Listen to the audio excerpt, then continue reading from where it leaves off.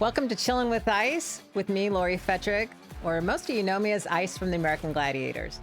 Thank you for joining me on this podcast where we're going to dive in and go behind the scenes on the #1 hit iconic show of the 90s.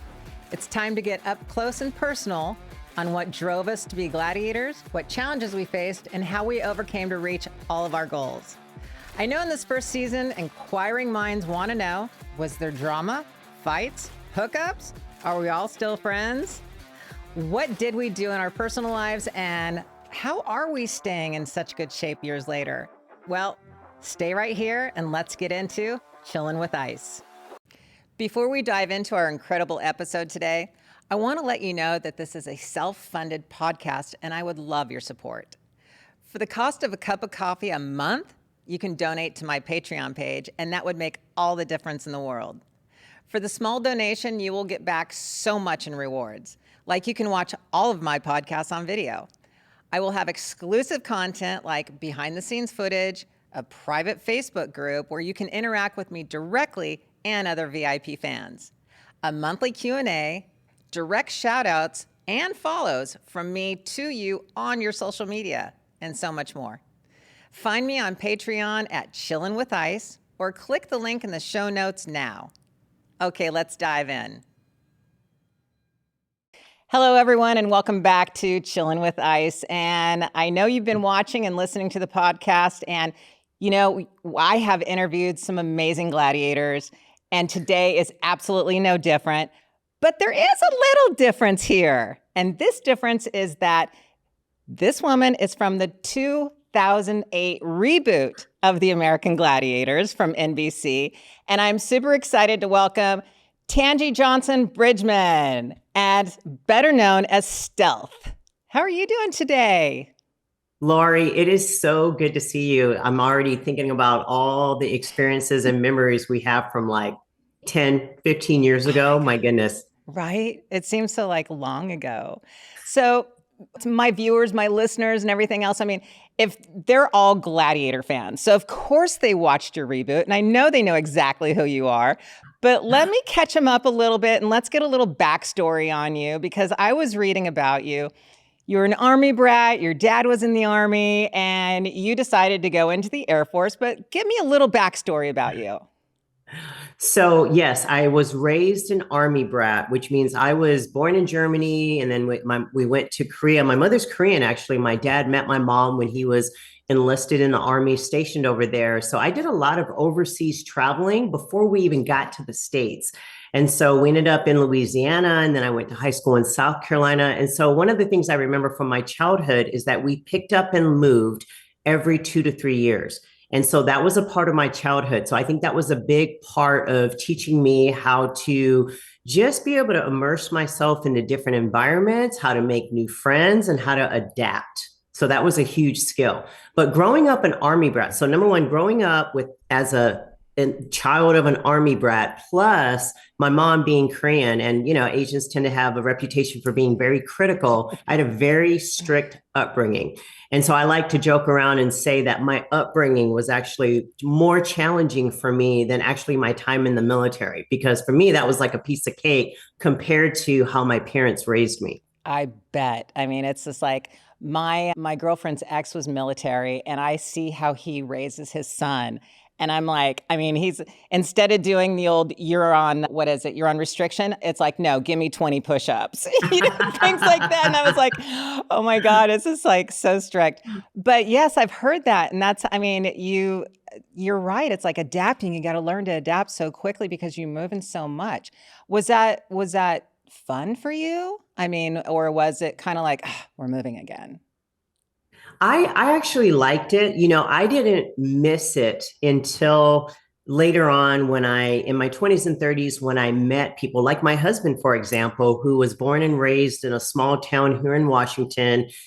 Practically his whole family lives on the same street. I mean, we're talking out in the country though, right? So we're talking they each have 3 to 5 acres each, but they literally live down the road from each other. And that's how he was raised. And so I don't have that experience where I can look back and find one town or city and say that that was my home, you know? And so I miss that. Like sometimes I look back and I'm like, oh, that would have been kind of neat, but I just have to accept that I have the better of the other world. And that is being a world traveler and being able to adapt. So I actually enjoyed it. I thought it was really fun.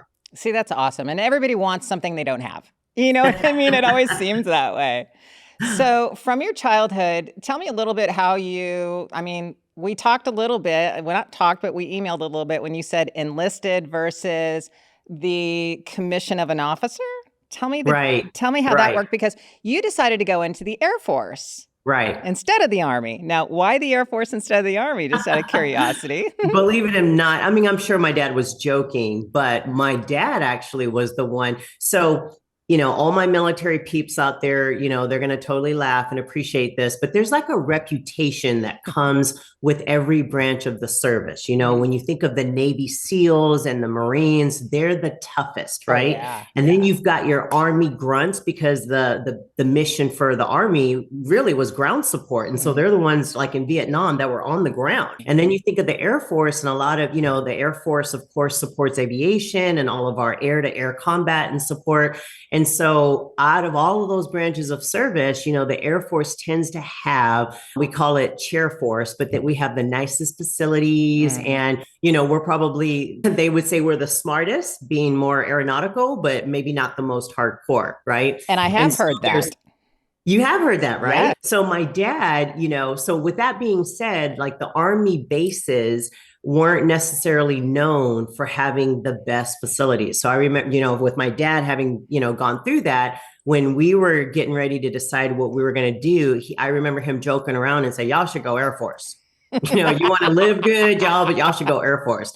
Now, not just that, but, you know, when I was in high school, my high school had a junior ROTC program that stands for, you know, Reserved Officer Training Course. So it's a student cadet program that helps prepare students that might want to go to college and basically go into the military. So I was in the Air Force Junior ROTC. So that was one level of exposure that I got. You know, I learned, you know, basically everything that, you know, had to do with the Air Force. Then I had my dad telling me I should go Air Force. And then my oldest brother gets admitted to the Air Force Academy. And so it just, the stars were starting to align where I felt very pulled towards going into the Air Force.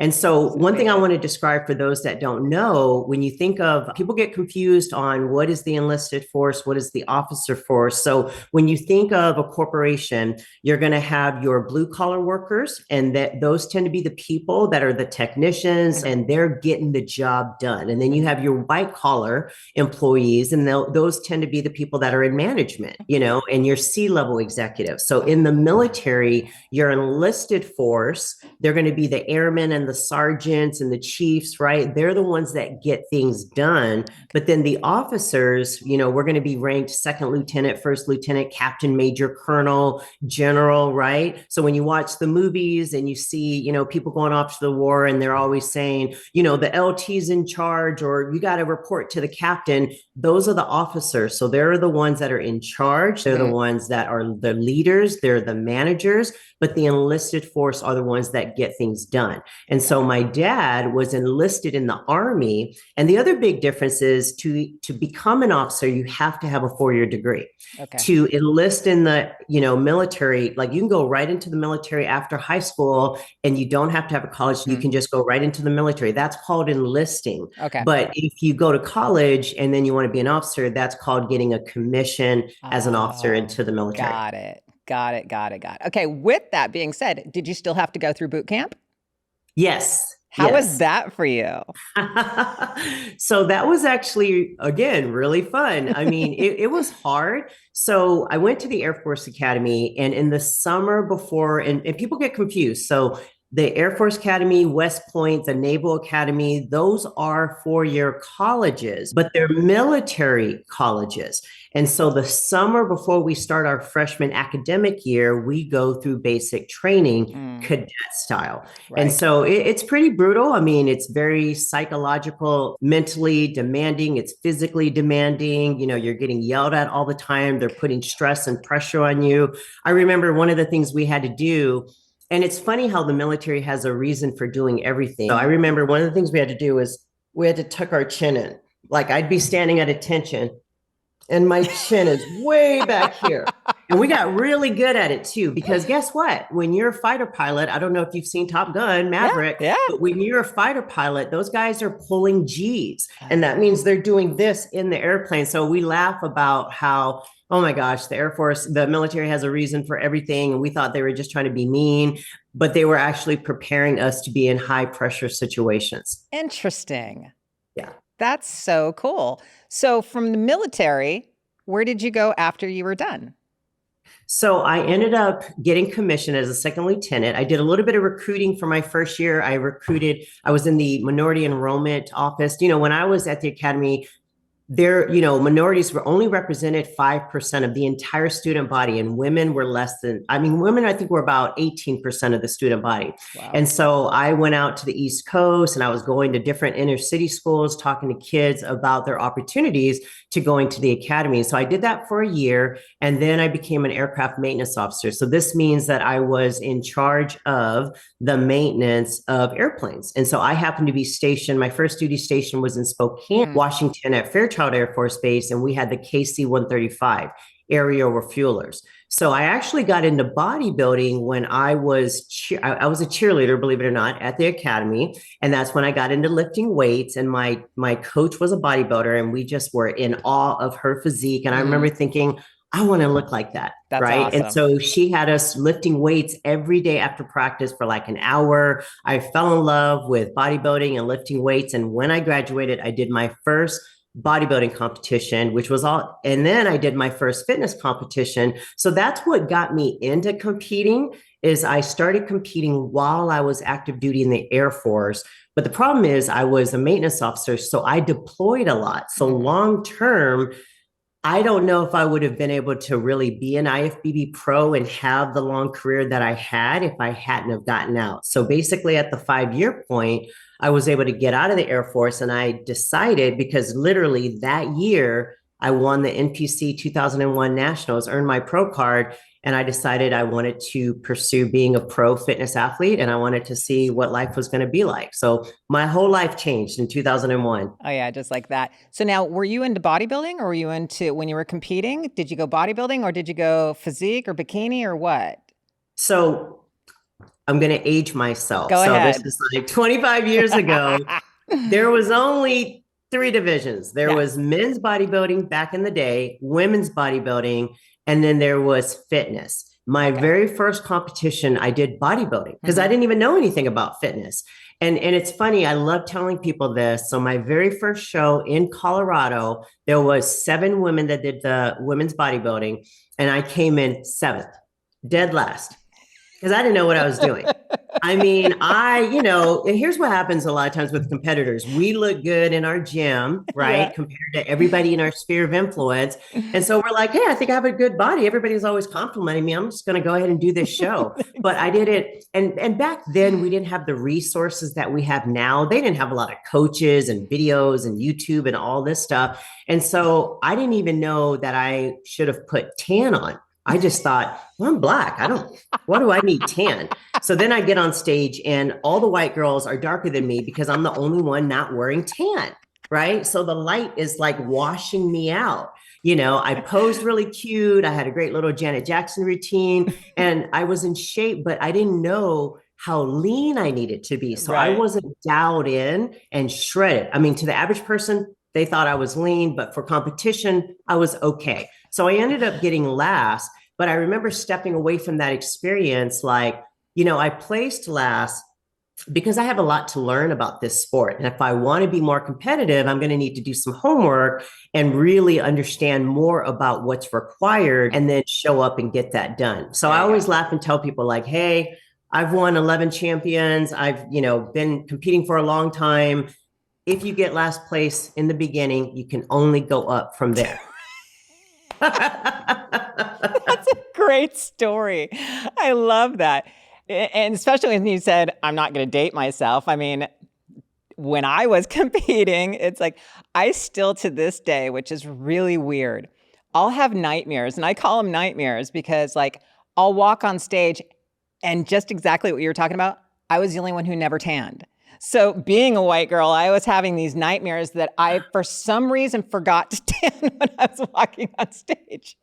And I never dieted. And all of a sudden I'm looking at myself. I mean, these are nightmares, okay? Oh, these are nightmares. Oh Okay. yeah, these are nightmares. But oh my God, I'm sorry. That's a funny story. That's an awesome story though. So tell me this, how did the Gladiators find you, or how did you find the Gladiators?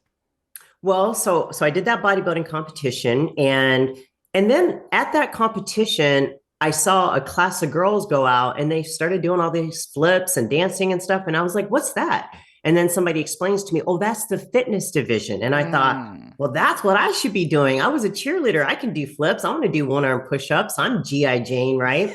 So then I started competing in fitness. And I used to compete with Kim Lyons. And you might remember Kim was on The Biggest Loser for several years. So she was already affiliated with NBC, and her and I were friends. And so I'm midway through my IFBB fitness career. And, I travel quite a bit to LA and stuff. And Kim calls me up one day and she says, hey, they're bringing back Gladiators, and I think you should try out. And I remember her saying, and they need diversity, hint, hint, right? And so, and I said, well, okay, when is it? She said, it's going to be at Gold's Gym. It's in Venice. And I looked at the calendar and I thought, hey, there's a figure show going on that weekend. And so I'm such an opportunist. So I decide to fly out to California. I compete in figure on a Saturday. And then on Sunday, I go to Gold's Gym and do the audition. And I made it through the first round. That is so cool. So speaking of the whole diversity, and let's talk Hollywood for a second, right? So let's talk Hollywood. You know all about this. I make it through the first round, and then we go to, I don't know if it was the second round or the third round, but it's when we go meet the producers. Okay. And so I walk in, and that's where there's only maybe about 20 of us. But I remember distinctly that it was me and Alicia Marie. And a lot of people may remember Alicia Marie is a super, super famous, probably one of the most famous African-American fitness models we've ever had. She's been on the cover like a zillion times. And I remember seeing her like, damn, like she's so famous, right? I thought she was like so famous compared to me, but we're totally different. I'm 5'2", stocky and built. And I don't know how tall she is, but she's tall and slender and very fit. So we have two totally different looks. But I remember talking to her and we both had this understanding, like we're both not getting picked. Like one of us is going to be the Black girl, the Black female gladiator. And then I look and I'm like, okay, and there's probably going to be one blonde, one redhead, right? We didn't have any Asian girls there, but it was just, I remember looking and there was like 2 to 3 of every type, right? Yeah. And I remember thinking like, all right, guys, well, we know that we're all not going to make it in, depending on what we're representing, but let's see what happens. Yeah, it was like they had to be politically correct. Right. It was just like, yes, and that's Hollywood. Now, what was your first round? I mean, what was your tryout like your first round? What did you have to do? Gosh, so at Gold's Gym, I remember doing shuttle sprints. I remember doing pull-ups. To be honest with you, those are the 2 biggest things I remember. Oh, and I remember having to be interviewed. So we had I think I was there. I think I was in sidelines kind of like watching what everybody was doing at the first round at Gold's Gym in Venice. And I was like, okay, oh, that's really interesting. Okay, so that was the first round. And then you went into the second round. Okay, same thing. And then you had to talk to the producers. Now, I also read something that you did something that kind of grabbed their attention because you called to attention or something like that in your interview. Tell me about, what was that about? So I walked into the room and I remember wanting to pitch. Actually, I wanted the name Falcon because that's my alma mater for Air Force. So Air Force Academy Falcons. I wanted the name Falcon. So I went in there and I really wanted to promote and elevate the fact that I was ex-military. And actually in basic training, I actually was the female pugil stick champion, cool. Which is basically the joust. We did absolutely boot camp, right? And I was the female champion, in my basic training. And so I told them that, but I came into the room and I think I was like, room, tent, hut. I just used my command voice. That is so Because the awesome. whole time I'm thinking, well, I wonder if they're going to prejudge me because, my insecurity was I'm 5'2". Like that, I don't remember when I looked at you guys' show when you guys were on, I don't remember anybody being as short as me. And so, we always do these things where we say, well, I don't know if I'm buff enough, or I don't know if I'm tall enough, or I don't know. So I remember feeling that way. And I thought, well, I'm tiny and mighty, but I'm going to have to show them that I pack a whole lot of everything, power, energy, everything, intensity in this tiny little package. And that was my whole point when I went in there, and it obviously worked.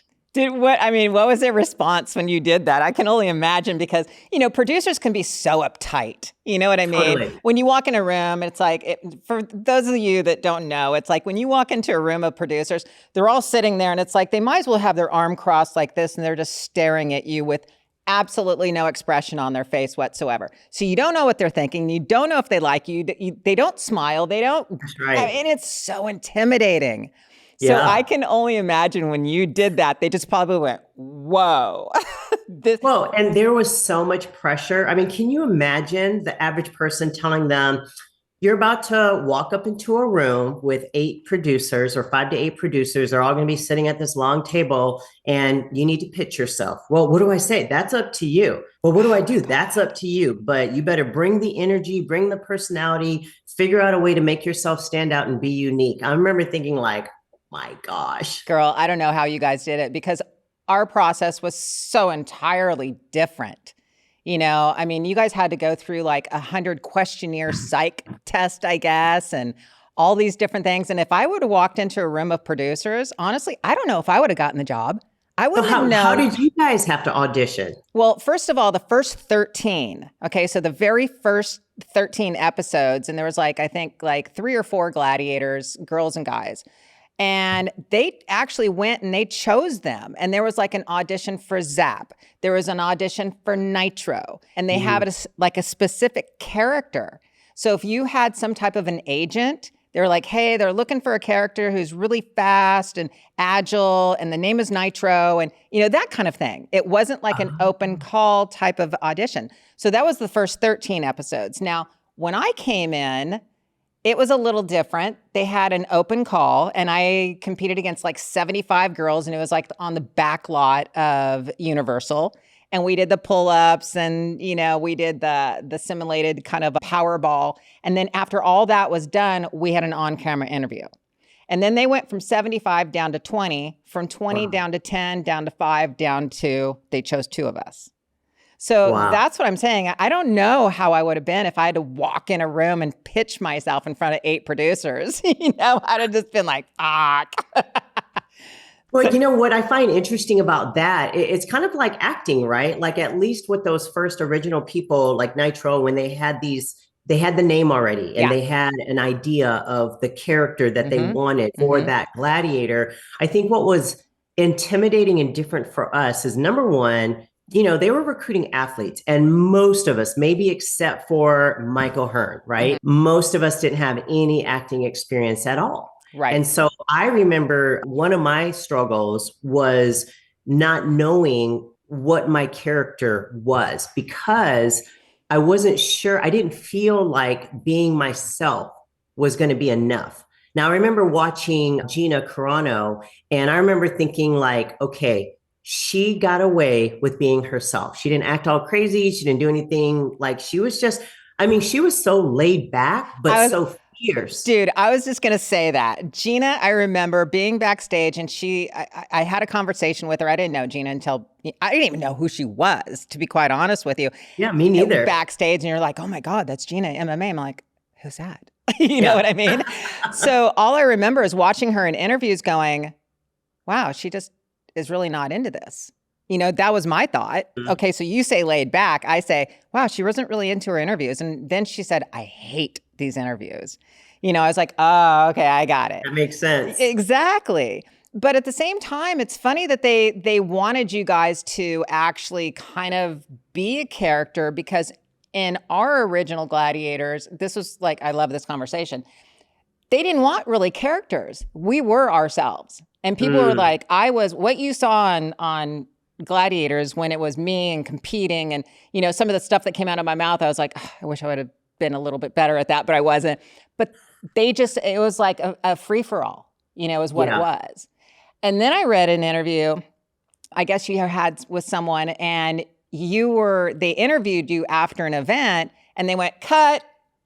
And they were like, "Yeah, don't say that. Why don't you say I mean, if they would have said that to us, I mean, we didn't have anything like that. It was like what you saw was real in the moment, spontaneous, and that was it." Yeah. So I remember after they gave me my name, and I remember getting the name. It was kind of cool the way I got my name. When we were in camp and we were scaling and practicing on the wall, I was a really good climber and I was doing the rock climbing and, I was pretty fast and I think somebody said like, "Oh, you're so stealthy. You're so stealthy. You just zipped right up there." And then it stuck. So that's what they gave me. And I remember thinking like, "Oh, I can deal with that." Like that's a cool name. Stealth bomber in the Air Force. So I thought that was pretty cool. But I remember specifically, I don't remember which producer it was, but they specifically told me, "All right, so you don't smile. Like you are a badass. You're the one that's mean." It was funny because I was thinking like, wow, that's a part of me, like the military part of me, when you ask about basic training and boot camp. So I went through it when I was a freshman, but ironically, when I was a junior cadet, I ended up having the highest ranking position as a junior cadet during that summer program. So I was the cadre for the class of 99, and I was very intimidating. I mean, people to this day, if they were in the class of 99, they say, "Oh, Tanji S. Johnson," because we had to memorize each other's names back then. But I was very intimidating, never smiled. I could see that.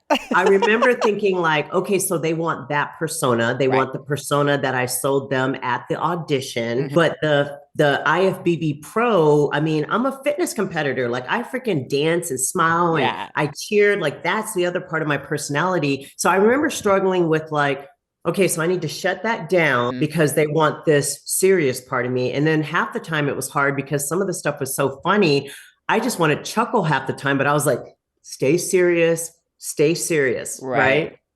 Now, was there any of the original games that we had that you wanted to do that you guys didn't actually get to do? Because they changed a lot of the games up, I never got to do Assault. I mean, that was still in the new show, but I never got to do Assault. See, okay. So let me ask you this. When you walked in the morning, was there a schedule of like, okay, you're going to do this, this, this, this? Did they rotate the schedule, or was it like, okay, you're good at this game, so you're going to continue this game? Or was it like a rotating schedule? I felt like in the beginning, well, I distinctly remember this being a cool thing that I learned about Hollywood. So we're in Sony Studios, and half of the studio was water and the other half was dry. So they would set up for the whole day. If you're doing joust over water, so that's the swimming pool, and they'd set up the joust. For logistics, we're filming joust all day long. And so that would happen on one side. And then maybe we're doing Powerball on the other side all day long. And so what a lot of people didn't realize is the schedule is we're filming episode 1 and 3 and 7 all in one day, but just that event. This is why hair and makeup had to be exactly the same every day. Because when one episode could have been filmed, was most likely and for sure filmed 2 to 3 different days. Because it's like a movie set, right? It's like, so when I've never been on a movie set, but I can imagine you're going to have this set is set up. You're not going to set it up 15 times. You're going to film everything you need on that set, scratch it, set up a new set. And so that's how the schedule was.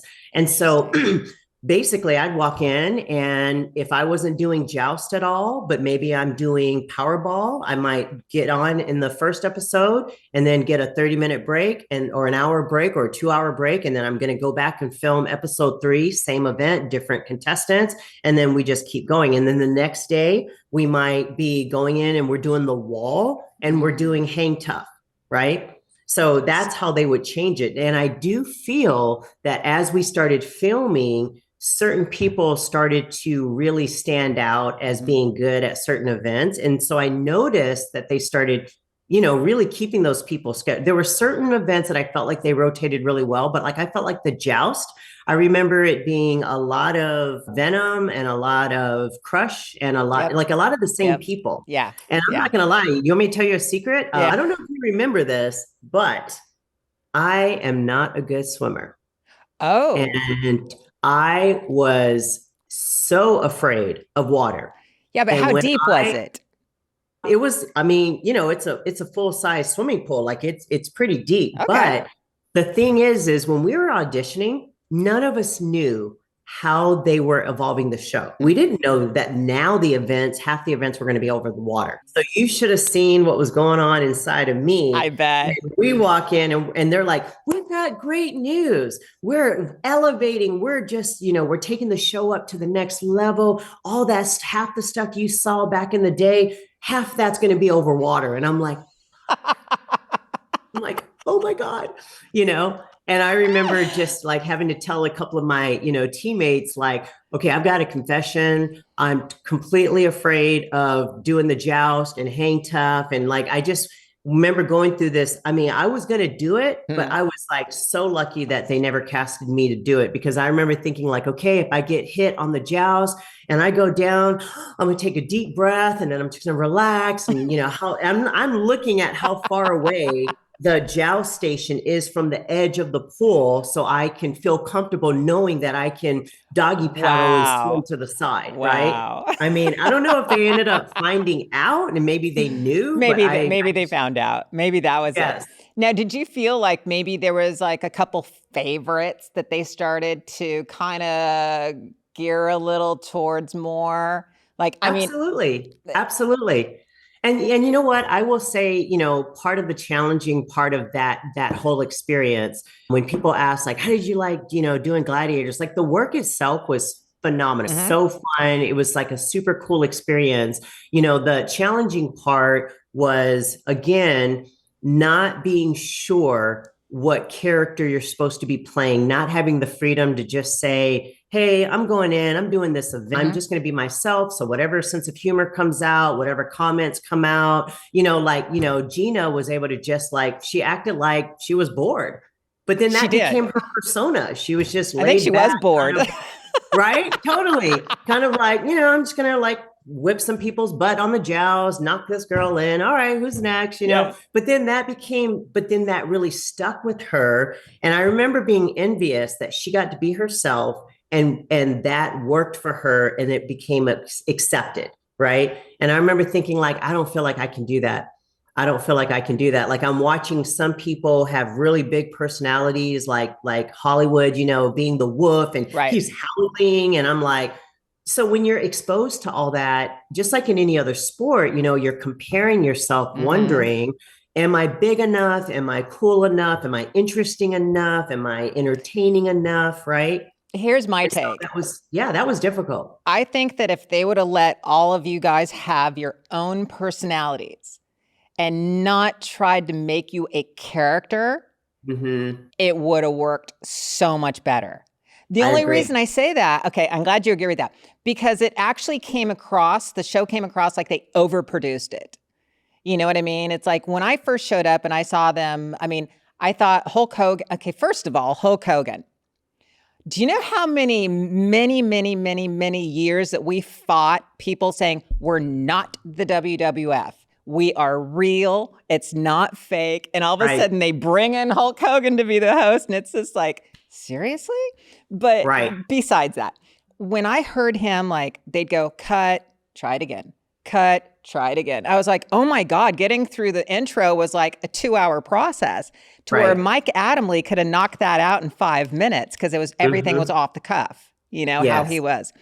Yeah. But I think that if they would have given you guys your own personalities and let you be you, to where you could be that little badass, but yet smile afterwards, Right. that's cool. And it's not only Right. cool, it's very sexy as well. Because it's like you could have gone out and just kicked some ass, had that stealth face on you, and then just smiled afterwards. It's like that's what makes a character. And so Right. I think that's what worked for Gina, and they just Mhm. didn't allow it with anybody else. because that's what made it that way. And they're like, oh, that works. It's like, well, she's being herself. Let everybody else be themselves, I would describe to people, like for people who don't know what American Gladiators is, I would say, well, I want to say it's a cross between, and I'm talking about my generation, WWE and MMA. As much as I really wish it was more like MMA, see what people love about MMA is it's real and it's raw. Yes, right? Yes. I mean, it is just two people coming together, forging their will against each other, and it is a battle. Yeah. And they are themselves. They show up as themselves. They're going to be jerks to each other. If they're going to have good sportsmanship, like they are themselves. Yeah. And that is entertainment. That's what I think that's what people want to see. So I totally 100%. agree that I think that it getting overproduced, it's kind of like you're watching it, it feels a little fake, and you're just like, and especially if people are comparing it to what you guys did, which was way more real and raw, it's kind of like, they tried, just not as cool as it was in the original. Yeah, and I think that's really the only reason why. You guys, did you go 2 seasons? I didn't get to do the second season because I tore my ACL in the first season. Ow. Oh, it was terrible karma for me because the very first episode, the premiere episode in Powerball, I tackled Jessie into the side wall, and she tore her ACL. Oh my God. And then like 3 episodes later, I'm rolling down the pyramid and I tore my ACL too. It just right there on the mat. Oh my God. Yeah. I'm so sorry to hear that. I actually tore a small meniscus. Thank God. It was just like small enough to where it could heal during the summer season. Yeah. And I could come back in. But then again, I did it in the middle of the show. And one of the producers said, if I see you hobbling, we're going to pull you. And when they say pull you, that means you don't get paid for the rest of the season. And so I was like, shit. Okay. So I went to the doctor that day, shoot me with cortisone because I've got to finish the season out. And they're like, okay, kind of thing.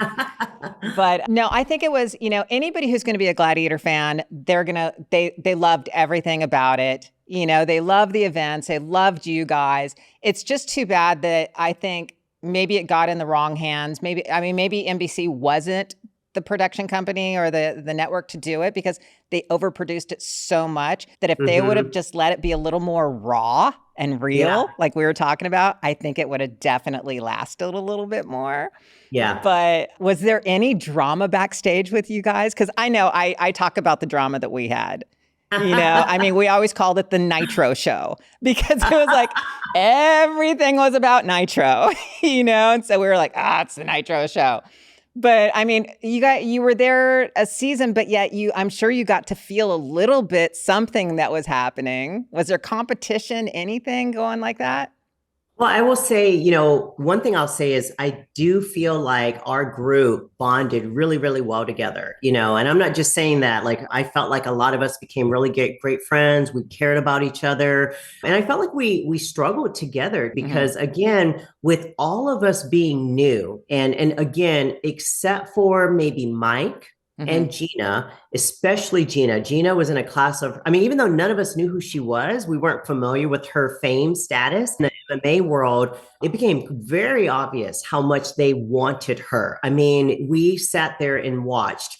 We had one of our girls that were on there. She became an alternate, but the minute Gina signed her contract, which was like the day of the show or the day before, this other girl that we just spent all these weeks in training with was gone. That's it. Sad. Just gone. That's sad. And so it was sad. So I felt like we bonded and went through a lot of that insecurity together because there was definitely that feeling, almost like a desperate feeling of like, look, we are not the cast of Friends. Like we're like almost like nobody. We're like at the bottom we're the talent, sure, but we have not established ourselves as long-term assets. And I remember having this sense of, we are here in a limited time to prove ourselves. And if it doesn't work out, we very easily won't be here because they are showing you right now how cutthroat they will be and how fast they'll get rid of somebody and replace them. So I just remember us bonding through that. Yeah. So I never was part of any drama. I just remember I've always been one to advocate for myself, and it's a strength of mine to be professionally confrontational. So if I don't like something or if I don't think something's right, I tend to speak up. And so I don't remember what it was about. Maybe it was our pay or food or the way they were taking care of us. But I remember something I didn't think was right, whether we didn't get enough rest or they weren't giving us enough food. And I wanted to say something. And I remember Mike and a couple other people being like, Tanji, don't say anything, because they didn't want me making the group look like a bunch of complainers. Yeah. Right. And so I just remember that was like the only thing I remember feeling like, you're like, really? I wanted to, respect that and understand, but I also was kind of like, don't be a chump. Yeah. It's interesting because I remember after there was a couple parties that when you guys had your rap parties, and I went to one of them, and it just so happened I was standing at the bar waiting for a drink, and the producer is standing next to Gina, and you know how you can overhear people talk. And I remember listening to the producer going, I'm going to make you the biggest star you've ever been. And I just kind of like heard it out of the left-hand side of my ear. And I was like, holy shit, this is how it works.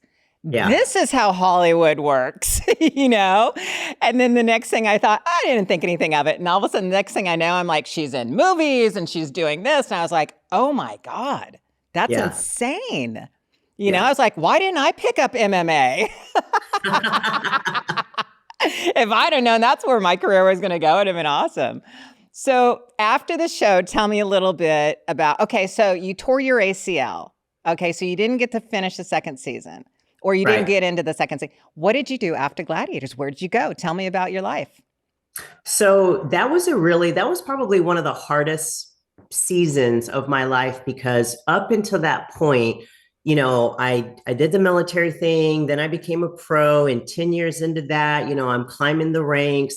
But then Gladiator happens, and it's this new shiny toy, something that I've totally never been exposed to. And there was so much promise. Like, remember, we thought that there was going to be season after season. We thought we were about to go on tour. Like, I was prepared for my life to change. It was like, well, I was an IFBB pro, but now I'm going to be on a tour bus going city to city doing this, beating people up on the weekends. And like, it's going to be great. That's right. I do remember that now that you mention it, that they did say that you guys were going to go on tour.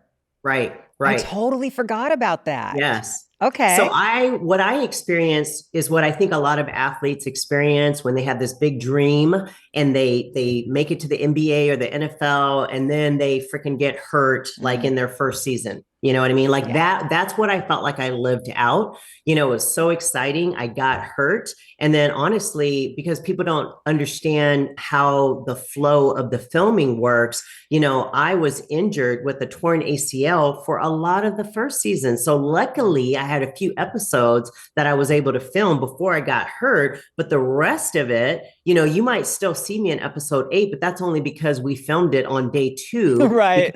You see what I'm saying? Yeah, totally. And so I just remember being a standard buyer. And then even the stress of, I was so in a hurry to recover from my ACL, so ambitious. Like the doctor would say, oh, it's probably going to be a year before you can tumble, or, 9 months before you can run. And I'm like, I'm going to be running in 6 months. Right. I'm going to be doing flips in 9 months, And so when I didn't make it back to season 2, and then the show didn't even last after that, there was this buildup of, oh, I thought my life was going to go in this direction. Now it's not. So now what? I remember moving from Seattle to San Francisco, moving in with my sister, because she was like, you can live with me. You don't have to pay me rent. Just figure it out. Because I needed like 6 months to just like figure out what the heck am I going to do? Because I had put so much of my eggs in this basket that didn't work out. Right. And so that was probably a time of depression, self-discovery, really trying to reestablish what my identity and my purpose was going to be. Well, what I ended up doing is coming back to Washington, continuing my career as an IFBB pro. But that's really when I launched a lot of my entrepreneur businesses within the fitness industry. So this is when I launched a team. I started coaching the largest women's team in the state of Washington. This is when I started promoting shows. This is when I started judging. And then I just got my fire back. I lost my fire for competing a little bit because going to the Olympia just didn't seem like a big deal compared to being on NBC on Monday night. Right, exactly. So that took a little while to get that fire back. Yeah. Like okay, I'm not on NBC anymore, but I am competing on the biggest stage in the world in this Hmm. sport called fitness, and Yes. let's see what I can do with it. And so then I ended up having extending that career for 10 more years. And then I retired in 2016 after 18 years of competing. Dude, oh my God, that is like amazing. So everything happens for a reason. You know what I mean? It's like you going through that little, I call it like a little valley, the Yeah. hills and valleys we go through, and you go through a little valley. And you're right. I think every single person, no matter if you're on television for 5 minutes, 15, an hour, a season, you go through that little depression at the end. I Oh, mean, yeah. I went through it for an entire, I mean, it felt like a year, after the Hmm. show ended. I was just like, oh my God, what am I going to do now? I have like no clue. And like you said, you kind of go through the who am I? What am I doing? What do I want to do now? And I mean, most likely, let's say that you went on tour. Your life would have been completely different. You might not have Hmm. started the businesses, who knows? But it's like Right. what you've done is so amazing. And I've seen some of your Instagram posts, and you're speaking with women and you're empowering, and it's just the coolest thing in the world to watch because we need so much of that in the world today.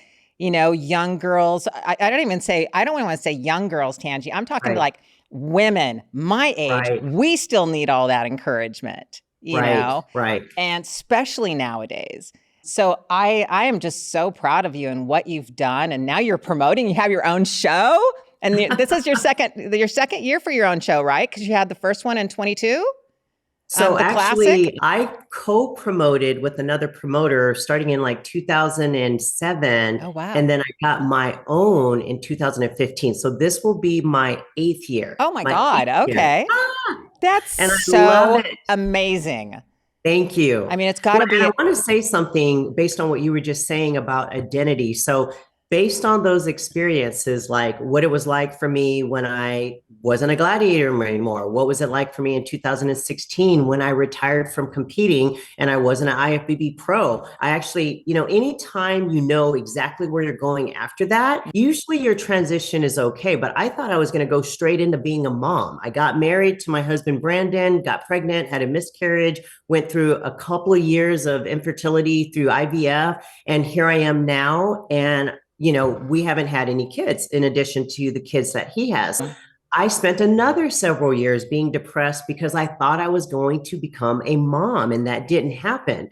And so, what I've learned through my multiple periods and seasons of transition is that the only way to survive is to build a foundation for your identity that's rooted in who you are and your strengths, and not your job and not your role. So I have now accepted that my role and my work and what I do for a living is probably going to constantly change, maybe every decade or so. But what I've learned is who I am at my core. For Mm. example, one of my strengths is leadership. Another strength of mine is appreciation of beauty and excellence. So that's why I'm a very good event planner. That's why I'm all about the detail. There's certain things about me that are really unique that are my strengths. And if you notice, everything I've ever done, the creativity and fitness, the leadership and coaching women, the attention to detail and developing excellence and putting on great events and experiences. My role keeps changing, but actually who I am hasn't Yeah. changed. I'm still the same Tanji. And so now I think that I can be more prepared. If I was to lose something again, Yeah. I'll be okay because I won't lose myself. I'm Right. just losing that job. But most of us don't even realize that when we're going through that first transition where we lose something. It's what you just said is just so empowering. And if so many women and so many just people in general can just hold on to that, and you're absolutely right, who you are at your core, that your identity is just the biggest part of it, because you're right, seasons come and go, jobs will That's right. come and go, and you're going to reinvent yourself. And reinventing yourself doesn't mean reinventing, like you just said. It doesn't mean Right. reinventing who you are at the core. It just means maybe outside here. And you're just the most amazing, beautiful, strong, empowering woman. And I commend you. And what you're doing is just amazing. And thank you so much. It is Oh, so thanks, cool. Lori. It is so cool. I am Thank so you. happy that you came on my podcast today because there's so many people out there and that are Gladiator fans, but yet just I mean you're a woman of empowering, and that was one of the biggest reasons I wanted to bring you on here as well. We just need that in our generation right now. We just need it out there. We need Well, I those appreciate the encouraging words. opportunity because one of the pains that I always had is that my time with Gladiators I felt was so short-lived because I got injured, right? And so I hold on to the few shows, the few experiences that 1 year, and I just appreciate it and I celebrate it. But I did struggle with the insecurity of I just didn't get to have that longer experience that a lot of my teammates had. Like I went on tour with Armed Forces Entertainment last year with Beth and I with saw Alex. that. I saw Yeah, that that. was so fun because for years I used to I was really hurt that I never got asked to go on these USO tours. I mean, I'm former military. Of Yes. course I would want to go and support the troops.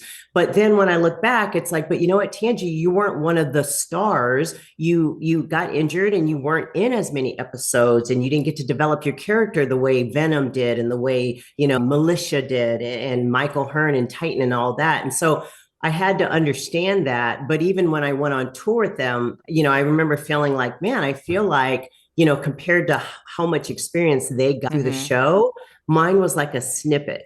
And so it means a lot to me to be able to come on your podcast, even talk about it, because that's something that a lot of people deal with, whether it's in sports or Oh school or yeah. as a musician. You get into something that you love and your time is short. And what do you do with that? How do you celebrate that instead of looking back with regret? But here's the thing about that, and I'm going to tell you a little secret. It's interesting that you say that, maybe your time was cut short, but us original Gladiators, when we see the 2008 reboot Gladiators going on all these US tours, do you realize we sit back and go, wait a minute, how come we're not being asked? That's But right. here's the thing in Hollywood, out of sight, out of mind. Yes, It's relevance. it's if you're not in that 5 minute, 10 minute segment and you're not relevant right now, nobody wants you. And so I had to come to grips with me, my ego, who I am, and go, okay, I had my time in the limelight. I did, and I had the struggle. I was right there with you. I had the struggle with who I am, and I had to figure that out and keep reinventing what I wanted to do. But when we saw that, we were just like, wait a minute. You guys are the original. Right, exactly. But, it is what it is. And that's, you just kind of do that. But your time that you had and you got to go on the tour and everything, that's amazing. We actually, our documentary's coming out on the 28th of next month. So we have a Netflix documentary coming out June 28th. We got a Oh my 5-part gosh. series, which is very exciting. But then again, our team got split, Tangi. Oh, Half the team went to ESPN, and so they're mm, doing ESPN the coming up like next week, and then the other half went to Netflix. And so it's kind of sad how that happened, how the okay. team, but it's politics, and that's Mm, Hollywood, and that's just the way it is, right, unfortunately.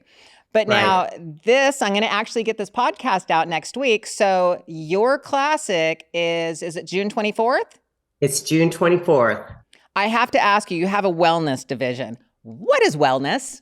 What I'm is glad you that? asked. Oh my goodness. And you know what? I want to say this too, Lori, because like for me, if I was involved in the leadership of the second coming of the show, for me, I would have involved the original cast as much as possible. Yes, it was cool that they brought Thank you in to you. manage us and that they had Nitro, train us. I thought that was really cool. But there just would have been like all those times we went to red carpet events and did all those parties. I would have had the original Gladiators there with the new ones. There just would have been a lot more intermingling.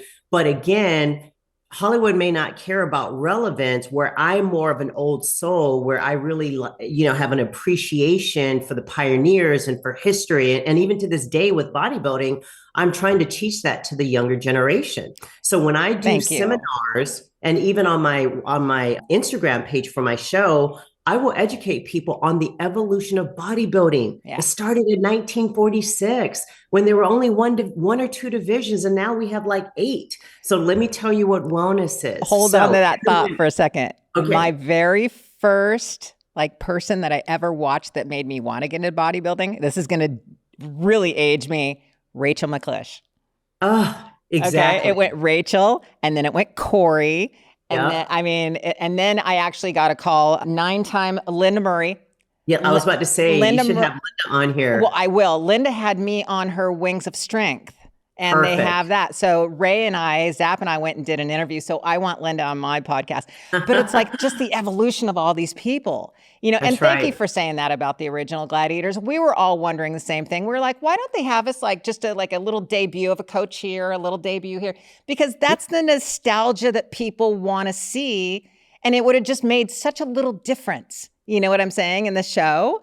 But Exactly. NBC wanted nothing to do with us whatsoever. They were like, this is our show. This is all new. I don't think it had anything to do with Johnny, you know, because Johnny's pride and joy was his brand, American Gladiators.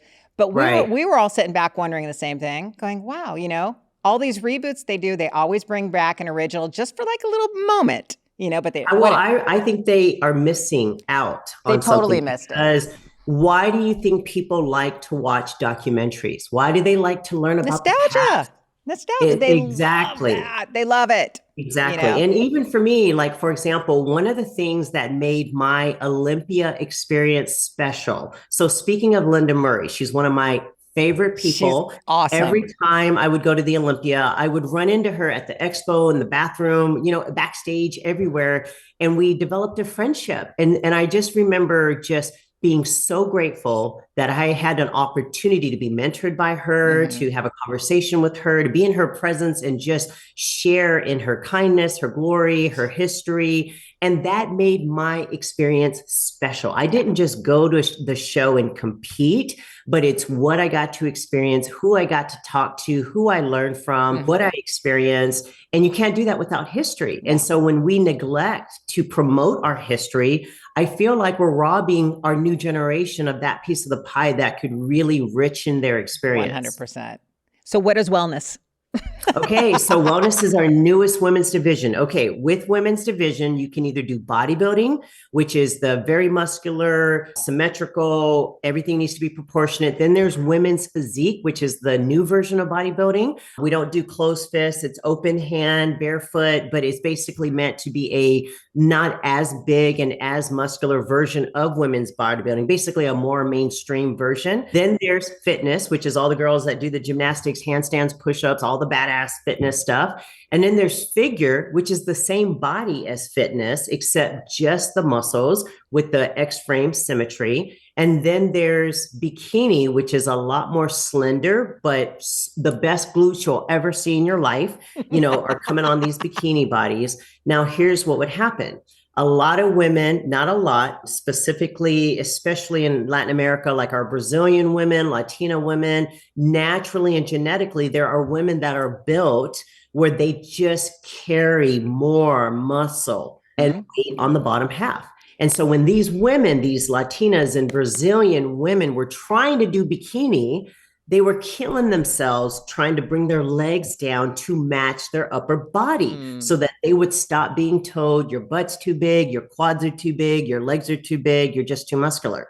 So wellness is the one and only division that is not proportionate. In fact, wellness is a bikini upper body with a figure lower body. Okay. And I even like to say, when you see the girl in the gym who's slender up top, but you call her quadzilla, or you're just like, whoa, you got butt, thighs, legs for days. But I'm not talking fat. I'm talking like, whoa, so much muscle. Yeah. That's what wellness is. And it is taking off. Now, the thing is not every woman's genetics support that body type, but for the women who does, it is amazing. It is amazing. So have you found that some women try to cheat and go buy that little butt? I mean, you know what? I'm probably more naive because my husband tells me all the time, he's just like, she's got butt implants. And I'm like, really? Because I've been privy to seeing and knowing so many women who have amazing physiques that that it's harder sometimes for me to actually just immediately think that it's not the case. But yes, that definitely exists. I Yeah. mean, there's some I've seen that I'm like, oh my God, that's ridiculous. Like that doesn't even look right. Exactly. Exactly. It's like you spent money on that. I think I'm the only white girl in the gym that has a booty. Genetically, my mom has one. Oh my God, it's so funny. Tanji, thank you so much for coming on. I know I have a short time with you today, but I could sit and talk with you for hours, and thank you. I so appreciate it.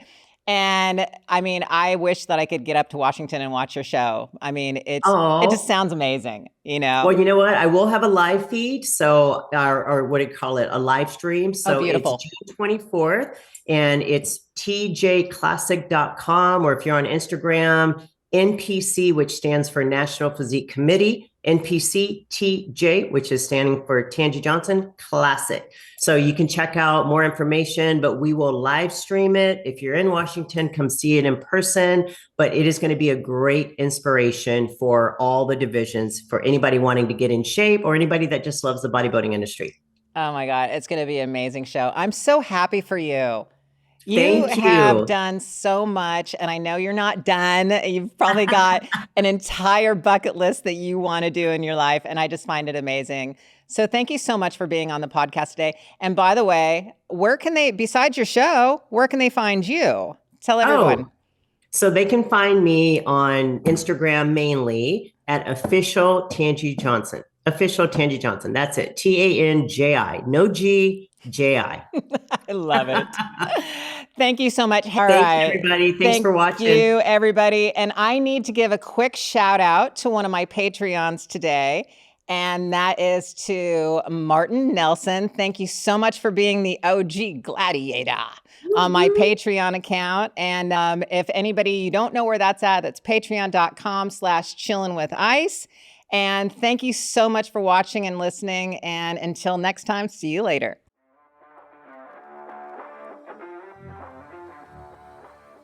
Thank you so much for listening to Chillin' with Ice. And don't forget to hit that like button, subscribe, and share wherever you listen to your podcast. Remember to follow us on Patreon and YouTube at Chillin' with Ice. And on Instagram and TikTok, you can follow me at lori.ice.fetrick. I look forward to chilling with you next time here on Chillin' with Ice.